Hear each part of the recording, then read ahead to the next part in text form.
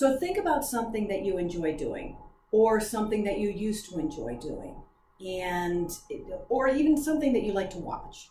And think about how it felt or it feels to do that activity, whether it's walking or jumping or running or playing or music or dancing, whatever it is.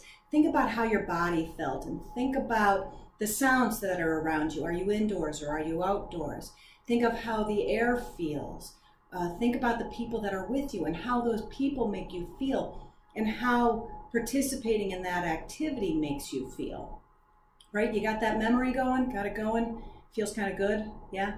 So if we were to stick you in a functional MRI machine, your brain would light up kind of like this.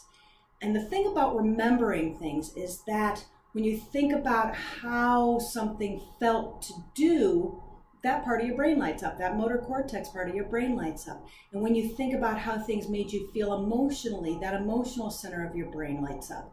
And the memory parts and the relationship parts and the sight and the sound and all those things that go into that memory light up. And this kind of forms a pattern. We call it a neurotag. And these patterns, we have a pattern for everything, right? We have a pattern for writing a check, and we have a pattern for driving a car. These patterns in our brain make things very efficient. If you had to think about how to tie your shoe every time you wanted to tie your shoe, life would take forever, right? So you have a pattern for tying your shoe, and you just tap right into that pattern, and it all happens almost automatically. So it's kind of like, you know, when you heard a song on the radio and you're like, oh man, I love that song, and you bought the song and you listen to it and you listen to it and you listen to it, and your friends are like, stop listening to that song. You're like, but I love this song, I'm going to sing this song forever. And the first time you heard it, you're like, I like this song. The second time you heard it, you tried to sing along, but you're not that good at it. And then if you keep singing that song and keep singing that song and keep singing that song, it's easier and easier to sing.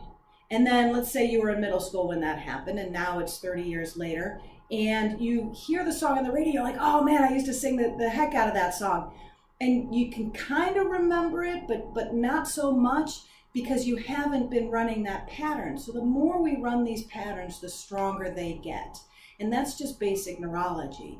The things you do more frequently, the things you practice, are the things that are going to be easier for you to do. It's easier for the pattern to get activated, and it's easier for the pattern to run. So if you don't do something for a while, speak a language, sing a song, anything like that, you're not going to be quite as good at it because the pattern's not as strong. And these patterns that we have are in constant competition and collaboration with each other.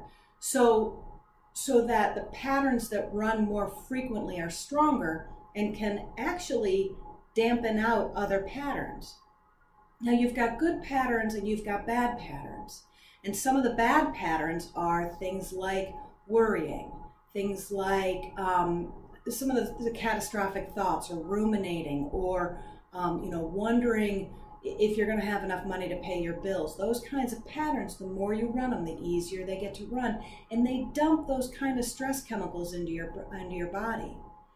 Other patterns are nice patterns, things like singing a song that you liked, or remembering people that you enjoyed, or remembering, a birthday party where you had a really good time. You can run those kinds of patterns, and they make you feel good on the inside because you're dumping all those good chemicals in there. So these patterns, like I said, are in constant collaboration and cooperation with each other. And you can choose. I mean, you can't always choose not to run a bad pattern. I can't tell you not to have racing thoughts, and I can't tell you not to worry about things, because sometimes that stuff just creeps up on you, and it's not your fault. You can't help it. But you can make an effort to a conscious effort, to run the patterns that make you feel good, to run the mindfulness patterns, to run the deep breathing patterns, to run the gratitude and the gratefulness patterns, to run the loving kindness patterns, and to run those patterns that dump all those nice chemicals into your body to give your nervous system a little bit of a break.